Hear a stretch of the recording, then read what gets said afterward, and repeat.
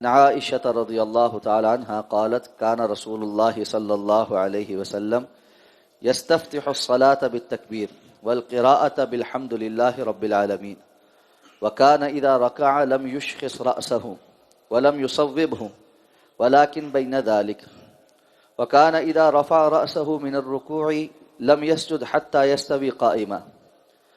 وإذا رفع رأسه من السجود لم يسجد حتى يستوي جالسا وكان يقول في كل ركعتين التحية وكان يفرش رجله اليسرى وينصب اليمنى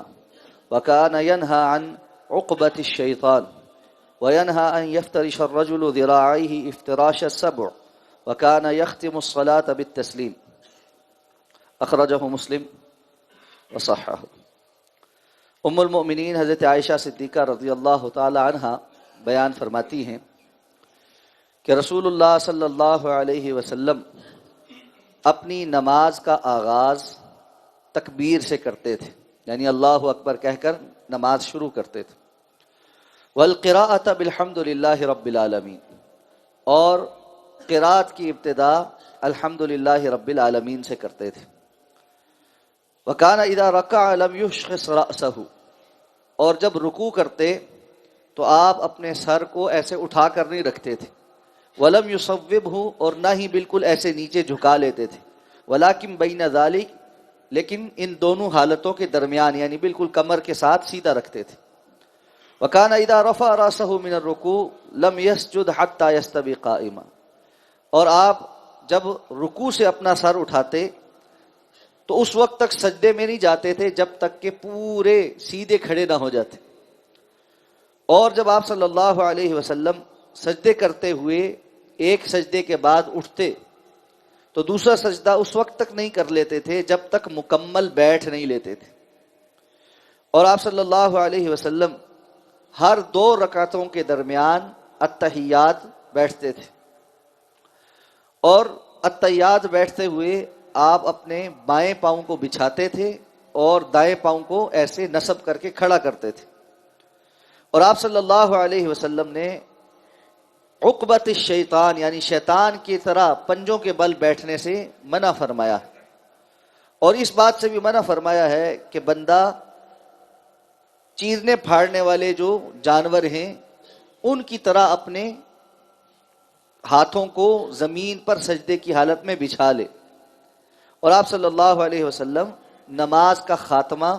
سلام پر کرتے تھے، یعنی السلام علیکم ورحمۃ اللہ کہہ کر نماز کا خاتمہ کرتے تھے۔ اس حدیث مبارکہ کو امام مسلم نے روایت کیا۔ نماز میں جن ہیئت میں نہیں ہونا چاہیے، جن جیسی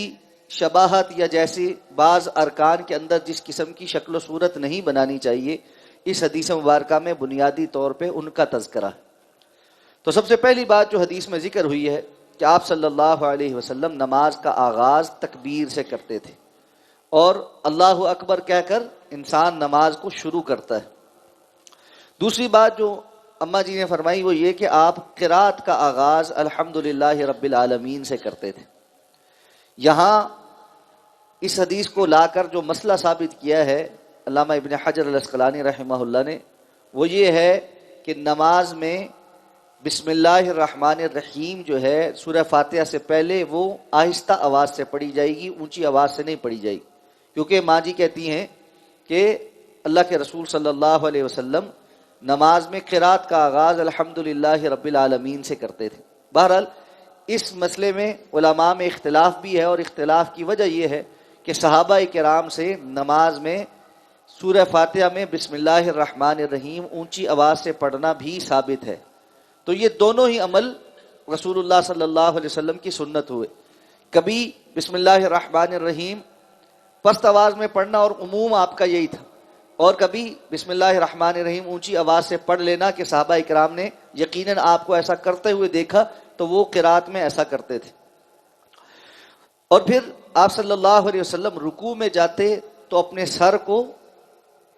بالکل کمر کے برابر رکھتے۔ رکوع میں بندے کے سر اوپر اٹھا ہوا ہو یا بالکل نیچے جھکا ہوا ہو، یہ دونوں حالتیں ہی درست نہیں۔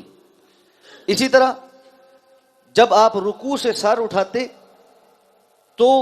ایسا نہیں ہوتا تھا کہ ابھی آدھے رکوع میں ہی ہیں اور آپ واپس سجدے میں چلے جاتے، یہ ہیئت جائز نہیں ہے نماز میں، بلکہ رکوع سے اٹھ کر سیدھا کھڑا ہونا کہ جس میں انسان کی کمر بالکل سیدھی ہو جائے۔ پہلے وہ حدیث گزر چکی ہے کہ ماجی نے فرمایا تھا کہ اللہ کے رسول جب رکوع سے سر اٹھاتے تھے تو آپ کے تمام جو ریڑھ کی ہڈی کے بورے ہیں وہ اپنی جگہ پر واپس آ جاتے تھے، یعنی آپ کی کمر بالکل سیدھی ہو جاتی تھی۔ اور اسی طرح سجدوں کے درمیان بھی آپ صلی اللہ علیہ وسلم ایک سجدے سے اٹھ کر جب بیٹھتے تھے تو اس طرح کہ مکمل بیٹھ جاتے، آپ کی کمر بالکل سیدھی ہو جاتی، پھر دوسرا سجدہ کرتے۔ تھوڑا سا اوپر اٹھنا اور فوراً سجدہ کر لینا یہ ہیئت بھی نماز میں جائز نہیں۔ اور ہر 2 رکعتوں کے درمیان آپ التحیات پڑھتے تھے، اگر تو نماز ہے ہی 2 رکعتوں کی تو دوسری رکعت میں التحیات پڑھنی ہے، اور اگر نماز 3 رکعتوں کی ہے جیسے مغرب کی نماز ہے تو پھر تیسری رکعت میں التحیات پڑھنی ہے۔ لیکن اگر نماز 4 رکعتوں کی ہے تو پہلی 2 رکعتوں کے بعد التحیات ہے، پھر آخری 2 رکعتوں کے بعد التحیات۔ اور اس میں آپ صلی اللہ علیہ وسلم اپنے بائیں پاؤں کو بچھاتے تھے اور دائیں پاؤں کو نصب کر کے کھڑا کرتے تھے۔ تو اس سے یہ پتہ چلا کہ پہلے جو حدیث تورک کی گزری تھی کہ آخری التحیات میں تورک کرنا چاہیے، تو آخری التحیات میں تورک نہ بھی کیا جائے تو بھی اس کی جوازیت ہے، اور اس حدیث میں اس کی جوازیت ثابت ہوتی ہے۔ اور آپ صلی اللہ علیہ وسلم نے التحیات میں عقبت الشیطان، شیطان کی طرح بیٹھنے سے منع فرمایا ہے۔ علامہ ابن حجر نے اور دیگر شارحین نے اور شیخ خاص طور پہ شیخ صالح العثیمین نے اس کی شرح میں کہا ہے کہ یہ بیٹھنا اس طرح ہوتا ہے کہ بندہ اپنے دونوں پنجوں کو ایسے رکھے اور اس کے اوپر بیٹھے، جیسے آپ جو ہے ایسے پنجے پیچھے کھڑے کر لیں دونوں، اور پھر ایڑی کے اوپر آپ بیٹھ جائیں، جس طرح پہلے التحیات میں ایک پاؤں کو کھڑا کیا تھا، دونوں پاؤں کو کھڑا کر لیں اور دونوں پاؤں کھڑے ہوں اور اس کے اوپر بندہ بیٹھ جائے، یہ عقبت الشیطان ہے، یہ شیطان کی طرح بیٹھنا ہے۔ تو اللہ کے رسول صلی اللہ علیہ وسلم نے نماز کے دوران اس طرح بیٹھنے سے منع فرمایا۔ اگر کسی شخص کے لیے التحیات کی پوزیشن میں بیٹھنا ممکن نہ ہو تو اس کو چاہیے کہ وہ چوکڑی مار کے بیٹھ جائے۔ رسول اللہ صلی اللہ علیہ وسلم سے صحیح حدیث میں یہ ثابت ہے، جب آپ کی طبیعت خراب تھی تو آپ نماز میں چوکڑی مار کر بیٹھے اور آپ نے دونوں ہاتھ جو ہے وہ اس طرح اپنے گھٹنوں پر رکھے۔ تو اگر کوئی تکلیف ہو تو چوکڑی مار کے بیٹھا جا سکتا ہے، بجائے اس کے کہ بندہ شیطان کی مماثلت والے پوسچر میں بیٹھے، جس سے اللہ کے رسول نے منع فرمایا۔ اسی طرح آپ صلی اللہ علیہ وسلم نے منع فرمایا کہ انسان اپنے ہاتھ کو جنگلی چیرنے پھاڑنے والے جو جانور ہیں ان کی طرح بچھا لے نماز میں، یعنی ہاتھ یہاں کوہنی تک پورے کا پورا فرش کے ساتھ زمین کے ساتھ لگ جائے، بالکل اس طرح جس طرح بلی یا کتا وغیرہ یا شیر چیتا حملہ کرنے سے پہلے اپنے دونوں جو اگلے پنجے ہیں ان کو ادھر جو جوڑ ہے وہاں تک بالکل زمین کے ساتھ بچھا لیتے ہیں۔ اس طرح کا جو افتراش ہے، اس طرح نماز میں زمین کے ساتھ اپنی کوہنی تک کے حصے کو لگا لینا یہ جائز اور درست نہیں۔ یہاں یہ بات بھی سمجھ لینی چاہیے، نماز میں یہ حکم مردوں اور خواتین کے لیے یکساں ہے۔ سجدے کی جو کیفیت ہے وہ مردوں کے لیے بھی وہی ہے جو خواتین کے لیے ہے۔ تو اللہ کے رسول صلی اللہ علیہ وسلم نے مردوں کو اس بات سے بھی منع فرمایا کہ اپنے ہاتھوں کو بالکل اپنے جسم کے ساتھ چپکا لیں، یہ حدیث پہلے گزر چکی ہم نے پڑھی تھی۔ اسی طرح زمین کے ساتھ بالکل چپکانے سے بھی منع فرمایا، اور اسی طرح آپ صلی اللہ علیہ وسلم نے اپنی ان ٹانگوں کو، جو ان کا ران والا حصہ ہے، اس کو اپنے بالکل جسم کے ساتھ سینے کے ساتھ ملا کر سجدہ کرنے سے منع فرمایا۔ اس کو افتراش القلب کہتے، جس طرح عام طور پر کتا بیٹھتا ہے تو بالکل ایسے چپک جاتا ہے اس کا سارا جسم اس کے ساتھ، اس سے منع فرمایا گیا ہے۔ یہ ہیئت